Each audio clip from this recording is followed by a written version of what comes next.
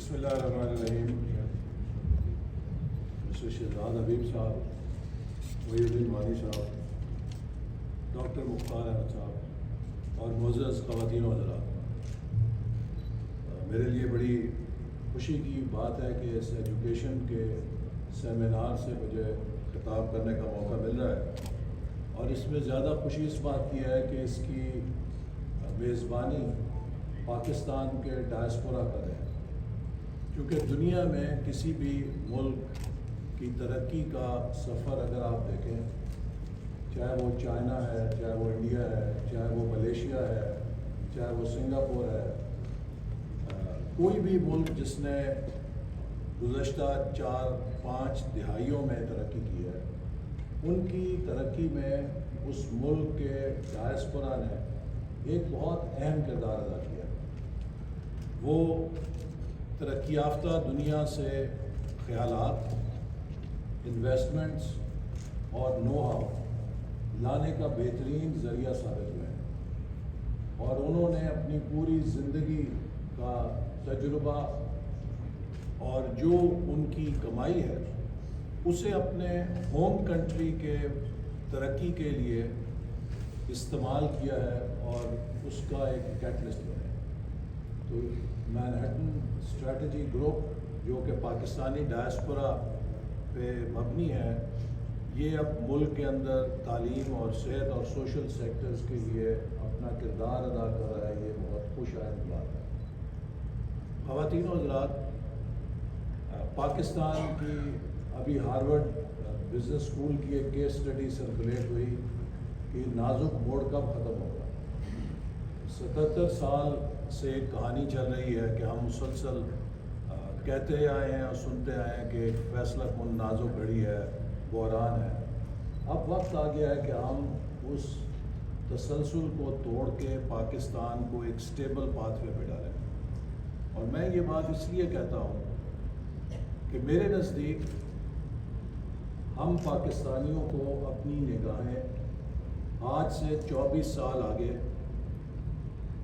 2047 پہ مرکوز کرنے کی ضرورت ہے. 23-24 سال قوموں کی زندگی میں ایسے ہی ہوتے ہیں جیسے 23 کے 24 منٹ، اور پلک جھپکتے یہ وقت گزر جاتا ہے.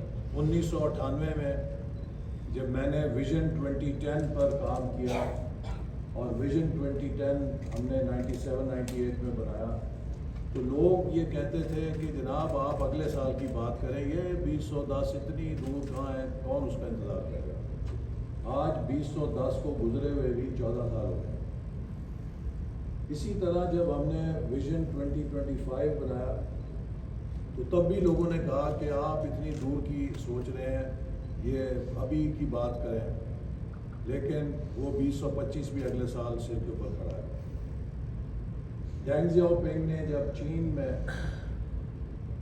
ٹرن اراؤنڈ کرنے کا منصوبہ شروع کیا تو 1979 میں اس نے چائنا کو ویژن 2049 دیا کہ ہم 2049 تک ایک مڈل انکم کنٹری بن جائیں گے. اور اس 70 سال کے سفر کو انہوں نے 10-10 سال میں تقسیم کیا، اور جو 10-10 سال کے گول تھے وہ 5-5 سالوں میں حاصل کیے. تو لہٰذا جو منزل انہوں نے 2049 کے لیے طے کی تھی وہ اس سے بہت پہلے وہاں پہنچ گئے.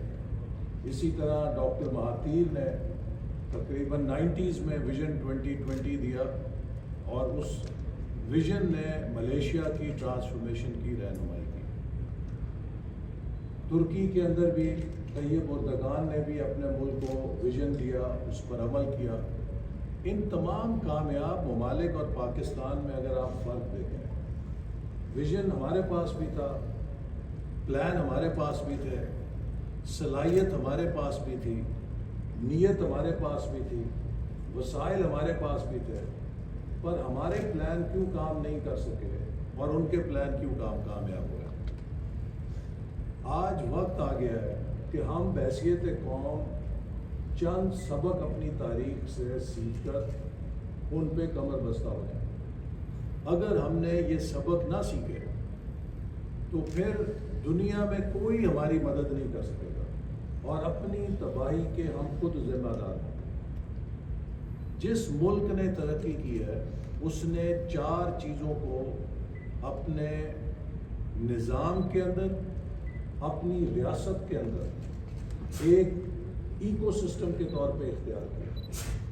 وہ 4 چیزیں کیا ہیں؟ سب سے پہلے امن، پیس۔ امن کے بغیر کوئی ترقی نہیں ہوتی، لہٰذا ان ممالک میں آپ کو کانفلکٹس نظر نہیں آئے گا۔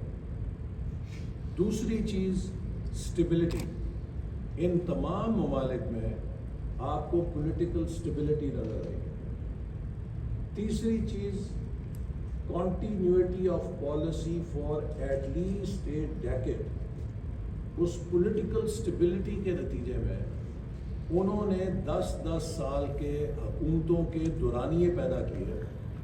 ان 10 سالوں میں وہ پالیسیاں برابر ہیں، کیونکہ کوئی بھی پالیسی سوشل سیکٹر کی، اکنامک ہو، 10 سے 15 سال لیتی ہے وہ پھل دینے کے اندر۔ آپ کو میں جاپان سے شروع ہو جائیں، Korea, Malaysia, Singapore, Vietnam, China, Bangladesh, India, Turkey, سب کے میں گنوا سکتا ہوں کہ کیسے وہاں پہ 10 سال کے حکومتوں کے دورانیوں نے 10 سال کے لیے پالیسیز کی کنٹینیوٹی کا پلیٹ فارم فراہم کیا، جس سے وہ پالیسیز نتیجہ دے دیں۔ اور 4تھ چیز کنٹینیوس کمٹمنٹ ٹو ریفارم، کہ آپ مسلسل اصلاحات کے عمل کو اختیار کریں۔ جیسے چائنا نے ماڈرنائزیشن اور ریفارم کو اپنی کریڈ بنایا، کیونکہ دنیا اتنی تیزی سے بدل رہی ہے، what works today will not work tomorrow. تو اگر آپ کنٹینیوس چینج کو اختیار نہیں کریں گے اور ریفارم نہیں کریں گے تو you will again be left behind. یہ وہ 4 صفتیں ہیں کہ جو ہر ملک نے اختیار کی، اور ہم نے جب بھی سفر اٹھان کی طرف کیا، ہم نے ان چیزوں کو ڈسرپٹ کیا، پولیٹیکل کرائسس پیدا کیا، اس انسٹیبلٹی سے پالیسیز کی ڈسکنٹینیوٹی ہوئی۔ تازہ ترین میں آپ کو مثال دے سکتا ہوں کہ جب ہم نے ویژن 2025 بنایا، پاکستان اس وقت 2013 میں 16 گھنٹے بجلی نہیں تھی، ہر روز خودکش بمبار پھٹتا تھا اور کوئی انویسٹر پاکستان میں آنے کے لیے تیار نہیں تھا۔ نیوز ویک نے پاکستان کو most dangerous country in the world title page پہ چھاپ دیا تھا۔ اکانومی جمود کا شکار تھی۔ ہم نے اس وقت کہا کہ پاکستان کو ہم ٹاپ 25 اکانومیز میں لے کر جائیں گے، اور ویژن 2025 ہمارا رہنما روڈ میپ ہوگا۔ لوگ ہنسے، لیکن ہم نے اس راستے کو اختیار کیا، اور 4 سالوں میں 11,000 میگا واٹ انسٹال کر کے لوڈ شیڈنگ کو زیرو کیا۔ آپریشن رد الفساد اور ضرب عضب کے ساتھ ہم نے دہشت گردی کی کمر توڑی اور ملک کو امن لوٹایا، کراچی کا امن لوٹایا۔ اور پھر سی پیک کی صورت میں 25 ارب ڈالر کی سرمایہ کاری پاکستان میں آئی، اور میرے پاس امریکہ کے سفیر، برطانیہ کے سفیر، یورپین ممالک کے سفراء آ کر ایک سوال کرتے تھے کہ جناب منسٹر صاحب یہ بتائیں کہ ہمارے ملک کی کمپنیاں سی پیک کے ساتھ کیسے اشتراک کر سکتی ہیں، اور ہم کیسے پاکستان میں کچھ اپنے لیے بھی جگہ سرمایہ کاری کی حاصل کر سکتے ہیں۔ Pakistan became an investment magnet. ہم نے کیا کیا؟ ہم نے 2018 میں اس ملک کے اندر ایک مصنوعی تبدیلی لا کر اس پالیسی فریم ورک کو اٹھا ردی کی ٹوکری میں پھینک دیا۔ چلیں، حادثے ہو جاتے ہیں، سیاسی کنٹینیوٹی نہیں رہتی، لیکن نئی رجیم نے ہر اس پالیسی کو جو پچھلی حکومت نے کی تھی اسے ایول اور سکینڈلس قرار دے کے ترک کیا اور یو ٹرن لیا۔ نتیجہ یہ ہے کہ وہ سارے سرمایہ کار جو پاکستان آئے ہوئے تھے بھاگ گئے، پاکستان کی اکانومی کریش کر گئی، اور پھر ہم رفتہ رفتہ اپریل 22 میں ایک ڈیفالٹ سچویشن پر پہنچ گئے، جہاں پر لوگ شرطیں لگا رہے تھے کہ کیا پاکستان 2 ہفتے میں نکالے گا یا 4 ہفتے نکالے گا سری لنکا بنے گا۔ اور اس وقت سے پھر ایک مشکل ریکوری پاتھ اختیار کیا، at the cost of our political capital. اس پروگرام پہ عمل کیا جو پچھلی حکومت طے کر کے گئی تھی، سخت اور کڑی شرائط طے کر کے گئی تھی، لیکن اس پہ خود عمل نہیں کیا، ان پر ہم نے عمل کیا تاکہ ملک کی ساکھ کو بحال کریں۔ اور آج پھر الحمدللہ اس ایک جد و جہد کے نتیجے میں پاکستان کی معیشت میں ایک دفعہ پھر پھوپلیں پھوٹنی شروع ہوئی ہیں۔ Inflation rate is down to 44 months میں لوئسٹ پوائنٹ، 44 مہینوں میں کم ترین شرح پہ افراط زر آ گیا ہے۔ پالیسی ریٹ 3% سے زیادہ نیچے آ چکا ہے۔ اسی طرح پاکستان کی اسٹاک مارکیٹ نئے ریکارڈ قائم کر رہی ہے۔ پاکستان کی بین الاقوامی رینکنگز میں اضافہ ہو رہا ہے، اپ گریڈ ہو رہی ہیں جو کہ مسلسل ڈاؤن گریڈ ہو رہی تھی۔ The tide has been again turned. So we again stand at an inflection point. As an engineer, آپ ایسے جو سائنسدان ہوں گے وہ جانتے ہیں کہ انفلیکشن پوائنٹ کیا ہوتا ہے۔ So this is a point of choice کہ whether nation decides to keep doing what it has been doing or it wants to discontinue what it has been doing in the past. تو وہ انگریزی میں کہتے ہیں کہ if you keep doing what you are doing, you will keep getting what you are getting. And if you want to stop getting what you are getting, you have to stop doing what you are doing. تو ہمیں اپنی عادتیں بدلنی پڑیں گی۔ ہمیں سیاسی بے یقینی اور سیاسی عدم استحکام کے سائیکل کو توڑنا ہوگا۔ ہمیں ملک میں اسٹیبلٹی چاہیے، امن چاہیے، اور اسی کے ذریعے ہم ملک کو آگے لے کے جا سکتے ہیں جو ہر پاکستانی کی خواہش ہے۔ اور میں نے جیسے پھر آپ کو وہیں لاؤں گا کہ 2047 میں اس خطے میں 2 ملک آزادی کی 100 سال کا جشن منائیں گے۔ ہم میں سے ہماری نسل کے کوئی لوگ جو کوئی اللہ تعالیٰ جنہیں 90-100 سال کی عمر دے گا زندہ ہوں گے، لیکن ہماری نسل جا چکی ہوگی۔ لیکن آج کی نوجوان نسل جو یونیورسٹیوں میں پڑھ رہی ہے وہ اپنی پیک کے اوپر ہوگی، اور ہمیں یہ معلوم ہے کہ ہمارا ہمسایہ ملک اس وقت کہاں کھڑا ہوگا۔ ہمیں اسی قطعیت کے ساتھ یہ فیصلہ کرنا ہے کہ ہم آج سے 23-24 سال بعد تاریخ میں کہاں کھڑے ہوں گے اور کس مقام پر ہوں گے۔ یہ تبھی ممکن ہے کہ جیسے میں نے کہا کہ ہم ایک اتحاد، یکجہتی کی فضا ملک کے اندر قائم کریں، امن اور استحکام کے راہ پر چلیں، پالیسیز کے تسلسل کو یقینی بنائیں، اور اصلاحات کے عمل کو اپنے راستے کا کرینہ بنائیں۔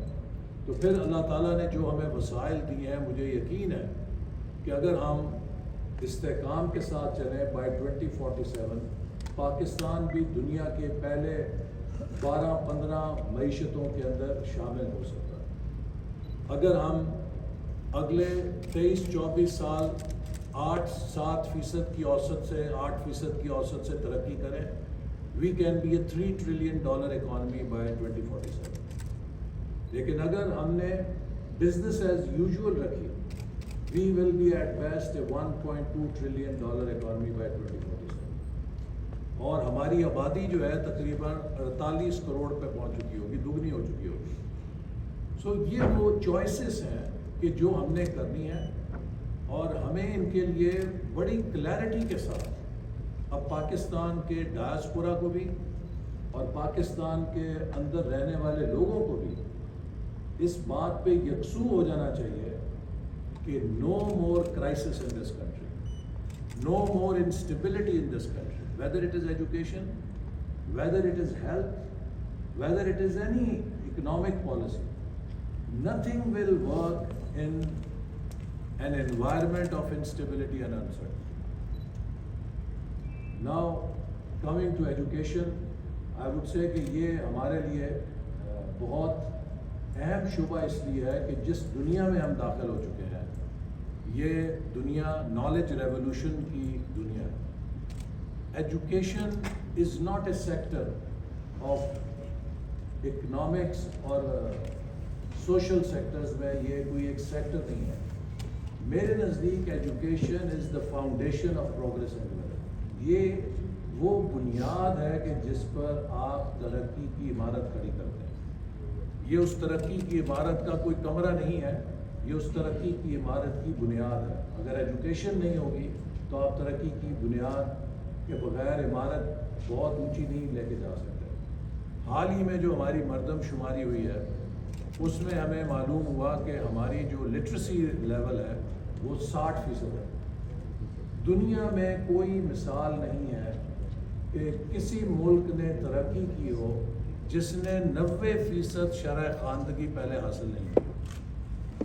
ہمیں یہ بھی معلوم ہوا کہ ہمارے تقریباً 25 ملین بچے، 2.5 کروڑ بچے اسکولوں سے باہر ہیں. دنیا میں کسی ملک نے ترقی نہیں کی ہے جس نے یونیورسل پرائمری انرولمنٹ کا ہدف حاصل نہیں کیا.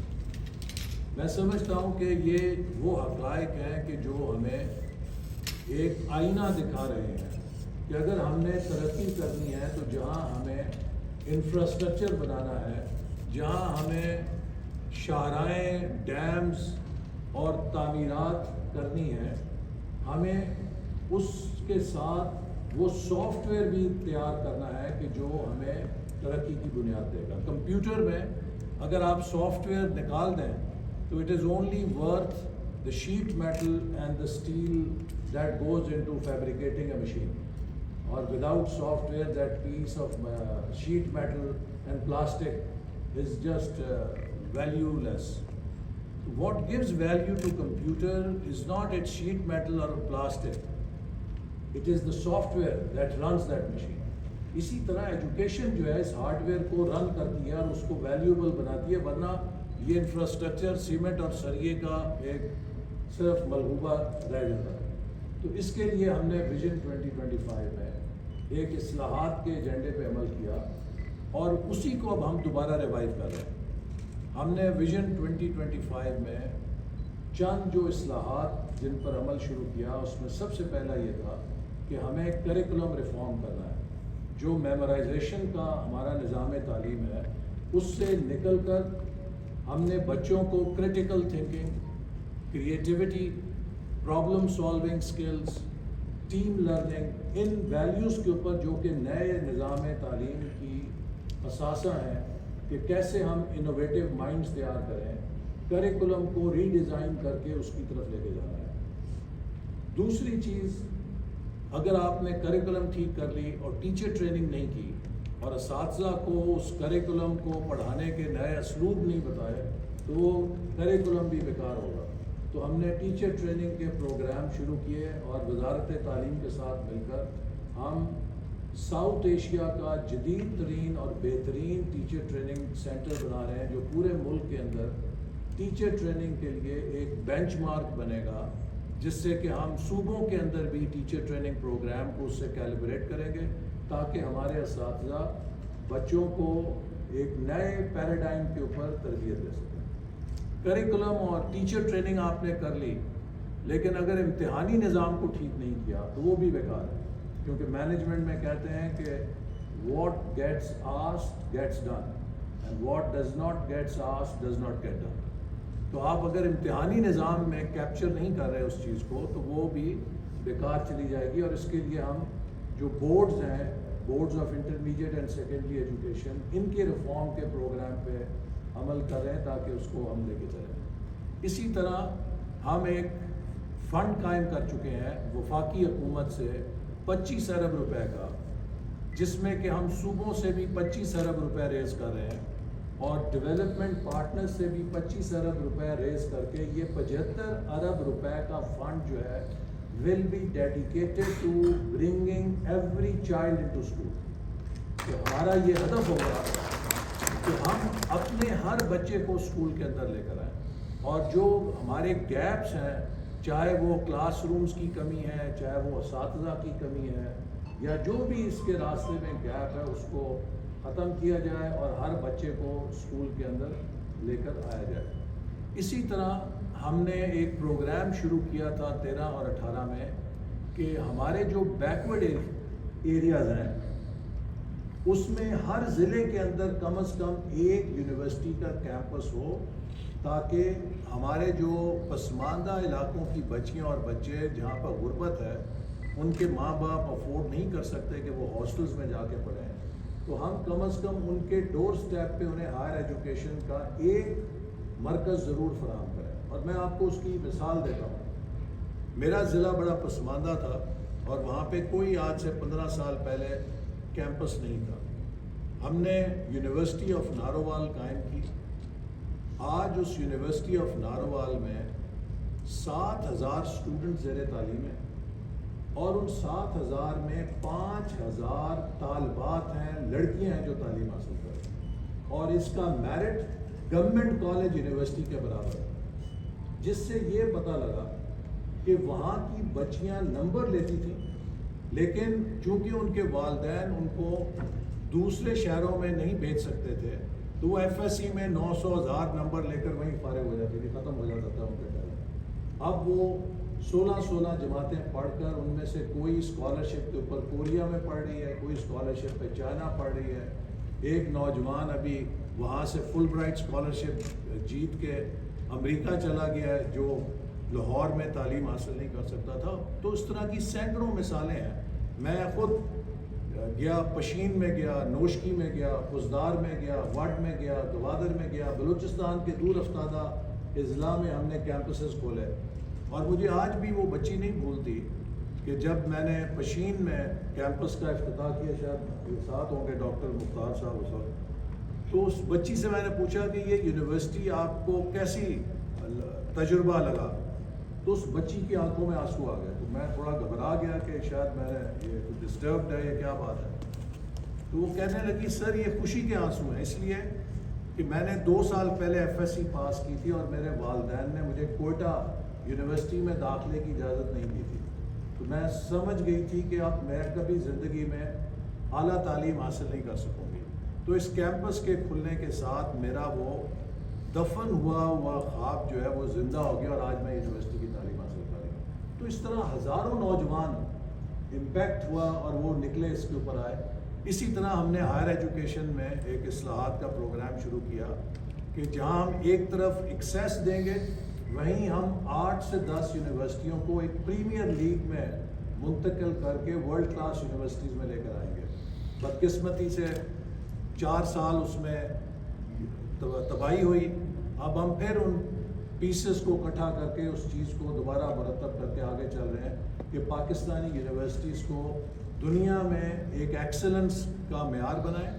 اور نہ صرف یہ یونیورسٹیاں پاکستانی طلبہ و طالبات کو تعلیم دیں, بلکہ پاکستانی ڈائسپورا اور اوورسیز اسٹوڈنٹس کو, جس طرح کہ آج یہ ایک کنٹری برانڈ اور سافٹ پاور کا حصہ بن گیا ہے. آپ ہمارے ہمسایہ ملک کو دیکھیں, آپ دوسرے ممالک کو دیکھیں. آج ملیشیا, میں جب ملیشیا 97 میں گیا تو وہاں پر ان کے لوگوں نے کہا کہ ہم تو جب امریکہ یا یورپ نہیں جا سکتے تھے تعلیم کے لیے تو ہمارے والدین ہمیں پاکستان کی یونیورسٹیوں میں پڑھنے کے لیے بھیجتے تھے. اور ان کے سینئر آفیسرز مجھے ملے جن میں سے ایک ایگریکلچر یونیورسٹی فیصل آباد کے پڑھے ہوئے تھے اور ایک غالباً پنجاب یونیورسٹی میں پڑھے ہوئے تھے. انہوں نے کہا جی ہمارے لیے تو پاکستان ہائر ایجوکیشن کی ڈیسٹینیشن تھی کہ جہاں پر ہم ایک اکنامکلی اچھی تعلیم حاصل کر کے وطن واپس آ سکتے تھے. لیکن آج دیکھیے تقریباً 30,000 اسٹوڈنٹ پاکستان کے ملیشیا لے کے جا کے. So we have to turn around this situation کہ اگر انڈیا کی آئی آئی ٹیز ہیں تو ہماری یو ای ٹیز بھی ایک گلوبل برانڈ کیوں نہیں بن سکتی. ہماری یو ای ٹیز کے اندر بھی وہ تمام انگریڈینٹس ہیں کہ وہ ورلڈ کلاس انجینئرنگ کی یونیورسٹیز ہو سکے. لہٰذا there is a whole set of reforms جو ہم ہائر ایجوکیشن کے اندر بھی پرسو کر رہے ہیں تاکہ اپنے نظام تعلیم کو اوپر کی سطح پر بھی ٹھیک کریں. So from bringing children to school, elementary primary level سے ارلی چائلڈہڈ ایجوکیشن سے لے کے up to university, the whole value chain we are trying to address. اور اس میں آپ کی جو سفارشات ہیں, جو آپ کی contribution ہے, we look forward to it and I can assure you that this government is a reform government under Prime Minister Shehbaz Sharif. We are committed to reforming Pakistan no matter what it takes. کیونکہ اب choice نہیں ہے کہ اگر ہم نے صرف popular politics کی اور واہ کی اور تالیاں لگوانے کی سیاست کی تو ہم ان مسائل کو حل نہیں کر سکیں گے جو ہمیں بلیڈ کر رہے ہیں. ہمیں اگر اس ملک کو اپنے پیروں پہ کھڑا کرنا ہے تو کئی ناخوشگوار فیصلے بھی کرنے پڑیں گے. ہمارے پاس اتنی سپیس نہیں ہے کہ ہم خسارے کی معیشت کو مزید سہارا دے سکیں. ہم نقصان کرنے والے اداروں کو پبلک سیکٹر میں لے کے چلیں. لوگ کہتے ہیں آپ PIA کو کیوں پرائیویٹائز کرنے کی بات کر رہے ہیں. تو 16,000 ملازمین کے اوپر سالانہ یہ ملک 100 ارب روپیہ خرچ کرتا ہے. 16,000 لوگوں کو روزگار فراہم کرنے کے لیے 100 ارب روپے کا خسارہ ہے کہ جو ہمیں برداشت کرنا پڑتا ہے. جن ایئر لائنس کے ساتھ اس کا مقابلہ ہے وہ پرائیویٹ سیکٹر کی طرح آپریٹ کرتی ہیں. ہائر اینڈ فائر ہوتا ہے. آپ کام کرتے ہیں نوکری ہے, کام نہیں کرتے آپ فارغ ہیں. یہاں پہ سرکاری نوکری ہیں, جو بندہ آ گیا وہ لائف ٹائم امپلائمنٹ ہے. آپ کسی کو یہ نہیں کہہ سکتے کہ آپ نے یہ کیوں نہیں کیا. وہ یونین کے پیچھے کھڑا ہو کے آپ سے محاسبہ کر لیتے کہ آپ نے مجھ سے سوال کیوں پوچھا. تو اس طرح کا جو سرکاری وسائل کا ضیاع ہے اب ہم شاید برداشت نہیں کر سکتے. اس کے لیے ہر شعبے کے اندر, چاہے وہ ٹیکس کا ہے, چاہے وہ اسٹیٹ انٹرپرائزز کا ہے, چاہے وہ کوئی بھی شعبہ ہے, ہم نے ایک ایجنڈا مرتب کیا ہے 5 E's کا. اور اس کے تحت جس میں first E is about export led growth, second E is about Pakistan, how to transform Pakistan into a knowledge economy. Third E is about environment because we are vulnerable to climate change. تو food security اور water security کیسے حاصل کرنی ہے. Fourth E is about energy and infrastructure, how to have affordable, efficient and green energy and an infrastructure that will connect us to our region so that we move into the orbit of geoeconomics. And fifth E is all about social sector, how to create equity through education, health and population management, how to develop strong ethics-based society, and how to empower women and youth of this country. So this is our agenda. اور انشاءاللہ مجھے یقین ہے کہ 5 سالوں میں ہم پاکستان کو اس مقام پہ لے جائیں گے کہ it will have a platform کہ جہاں سے we can take a plunge and by 2047 we can then fully aspire and we will be confident of our journey that Pakistan will be inshallah among the top 12-15 economies of the world. Pakistan Zindabad.